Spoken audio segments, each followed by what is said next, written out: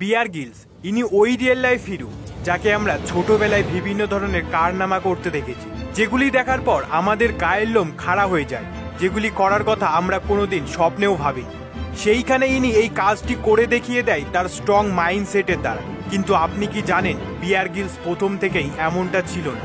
যাকে দেখে স্ট্রং মনে হলেও আগে ইনি কিছুটা দুর্বল, ভীতু, এমনকি ডিপ্রেশনেও থেকেছে। বিয়ার গিলস তার অটোবায়োগ্রাফি একটি বইয়ে লেখে, হয় আপনাকে বাইরে থেকে মজবুত দেখাতে বাধ্য করে, কিন্তু ভিতর থেকে আপনি দুর্বল থাকেন। বিয়ার গিলসের সব থেকে বেশি ভয় লাগতো উঁচু জায়গা দেখে, যেটিকে এক্সোফোবিয়া বলা হয়।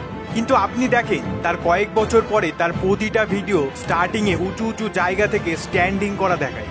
এমনকি বিয়ার গিলস ইউকে স্পেশাল ফোর্স হিসাবেও ছিলেন, যেখানে উনি প্যারাশুটের খুব বেশি পরিমাণে এক্সপেরিয়েন্স করেছিলেন। 21 বছরের বিয়ার গিলস 1996 সালে জাম্বিয়া মিশনের জন্য 16,000 ফুট উঁচু থেকে লাফ দেয়, কিন্তু এইবারে এনার প্যারাশুট খোলে না। ঠিক সময় মতো ইনি প্যারাশুট খোলার চেষ্টা করেছিলেন, কিন্তু প্যারাশুট খোলেনি, আর সোজা খুব দ্রুত গতিতে নিচের দিকে পড়তে থাকে। যখন উনি উপরের দিকে তাকায় তখন বুঝতে পারে প্যারাশুটটি ভালোভাবে খোলেনি, আর তাড়াতাড়ি প্যারাশুটের কর্ডটি জোরে জোরে টানতে থাকে যাতে কোনো রকমে প্যারাশুটটি খুলে যায়। আর এই করতে করতে গাছের সাথে বাঁধতে বাঁধতে মাটিতে পড়ে যায়, আর পুরো অন্ধকার নেমে আসে। আসলে উনি মাটিতে পেছন দিক ঘুরে পড়েছিল, আর পড়ার সাথে সাথে ভয়ানক যন্ত্রণা অনুভব করে। সব থেকে খারাপ এই জন্য হয় কারণ উনি এত ওপর থেকে পড়ার পরেও জ্ঞান হারায়নি, কিন্তু উনি নড়াচড়া করতে পারছিল না। মাটিতে শুয়ে শুয়ে কান্না করতে থাকে, আর এই আশাই থাকে যাতে ওনার সাথীরা এসে ওনাকে উদ্ধার করে। আর যন্ত্রণা এত বেশি পরিমাণে হচ্ছিল, সহ্যই করতে পারছিল না। এর থেকে ভালো ছিল মৃত্যু, আর মৃত্যুও আসছিল না। অনেকক্ষণ পর্যন্ত ওইভাবেই পড়ে থাকে, আর ওনার সাথীরা এনাকে দেখার সাথে সাথে আফ্রিকার একটি হসপিটালে নিয়ে যায়, আর ডক্টর এনার পিঠে ইঞ্জেকশন দেয়, আর আস্তে আস্তে যন্ত্রণা কমে যায়। আর মনে মনে ভাবে উনি ঠিক হয়ে যাচ্ছে, উঠে দাঁড়ানোর চেষ্টা করে, আর ডক্টর এসে বলে উনি আর কোনোদিন হাঁটতে পারবে না। এই কথা শোনার পর 21 বছরের বিয়ার গিলসের পায়ের তল থেকে মাটি সরে যায়। উনি যখন তার পিঠের এক্স-রে দেখে তখন বুঝতে পারে T8, T10 আর T12 ভেঙে গেছে। এগুলি প্রতিটা মানুষের শরীরের সব থেকে মজবুত হাড় হয়ে থাকে, যেগুলি একদমই ভেঙে চুরমার হয়ে যায়। বড় বড় পাহাড়ে উঠে পড়া ইয়ং ছেলে বাথরুম পর্যন্ত হেঁটে যাওয়ার ক্ষমতা নেই। তিনি এটিও বলে প্যারাশুট থেকে মাটিতে পড়ে গিয়ে অতটা যন্ত্রণা হয়নি যতটা যন্ত্রণা 1 বছর হসপিটালে থেকে এই 3টে হাড় জুড়তে হয়েছে। হসপিটালের বেডে শুয়ে থাকতে থাকতে এটিই ভাবতেন ইনি হয়তো আর কোনোদিন হাঁটতে পারবেন। এনার জীবন কাটানোর একটাই লক্ষ্য, ঘোরাফেরা, নতুন জায়গায় এক্সপ্লোর করা। এই ক্ষতগুলি এনার বেঁচে থাকার আশায় মিটিয়ে দিয়েছিল। এই ভেবে ভেবে এনার রাতে ঘুম আসতো না।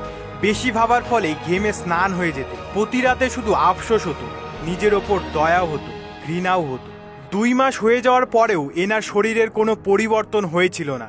এনার শরীরের অবস্থা দিন দিন খারাপ হয়ে যাচ্ছিল। এনার এই পরিস্থিতি দেখে দিন দিন চিন্তা ভাবনা নেগেটিভ হতে থাকে।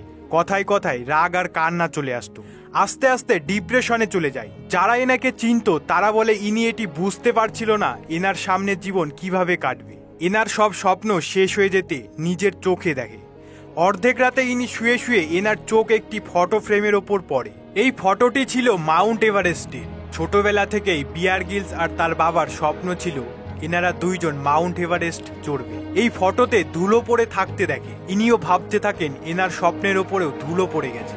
এই দেখে ওনার সহ্য হচ্ছিল না। ওই রাতে উনি একাই ছিলেন। ইনি সাহস করে 2 পায়ে বল দিয়ে দাঁড়িয়ে পড়েন, আর 2টি লাঠির সাহায্যে ফটো ফ্রেম পর্যন্ত পৌঁছে যায়, আর ধুলো পরিষ্কার করে দেয়। আর এই ভাবতে ভাবতে ঘুমিয়ে পড়ে উনি নিজেকে কিভাবে সাহস জোগাবে। ওনার সাবকনসিয়াস মাইন্ডে এই কথাটি পুরো ভালোভাবে গেঁথে যায়, আর এটি ওনাকে বেঁচে থাকার আশা যোগায়। যখন এনার ওভার থিঙ্কিং কম হয় তখন মনে একটু শান্তি পায়, আর স্ট্রেস নেগেটিভিটিও কমতে থাকে। তার বডি সর্বপ্রথম তার মাইন্ডকে রিকভার করতে শুরু করে। মাইন্ড যখন স্ট্রং হয় বডি নিজে থেকেই ঠিক হতে শুরু করে। অ্যাক্সিডেন্টের 3 মাস পর থেকে যন্ত্রণা কম হতে শুরু করে। 8 মাস পর হসপিটাল থেকে ছেড়ে দেওয়া হয়। 1 বছরের মাথায় পুরোপুরি ঠিক হয়ে যায়। আর এই অ্যাক্সিডেন্টের 18 মাস পর 16ই মে 1998 উনি তার ছোটবেলার স্বপ্ন পূরণ করে, মাউন্ট এভারেস্ট জয় করে। এই জার্নিটি খুব বেশি সহজ ছিল না। এনার সাথে থাকা 4টে সঙ্গীর মৃত্যু হয়ে যায়। তখন এনার বয়স ছিল 23। এরপর থেকে এনার কাহিনী খুব বেশি পরিমাণে ফেমাস হওয়া শুরু করে। বড় বড় কোম্পানি এনাকে স্পিকার হিসাবে ইনভাইট করতে শুরু করে, অনেক ডকুমেন্টারি তৈরি হয়, আর ফাইনালি ডিসকভারি থেকে ওই অপরচুনিটি পায় যেটি ওনাকে ম্যান ভার্সেস ওয়াইল্ড ফেম দেয়। ইনার মতো আপনিও হতে পারে চাইলে। ভিডিওটি যদি একটুও ভালো লেগে থাকে তাহলে অবশ্যই একটি লাইক করে চ্যানেলটিকে সাবস্ক্রাইব করে নেবেন, আর ভিডিওটির কোন পার্টটি আপনার ভালো লেগেছে অবশ্যই কমেন্ট করে জানাবেন। দেখা হচ্ছে নেক্সট ভিডিওতে।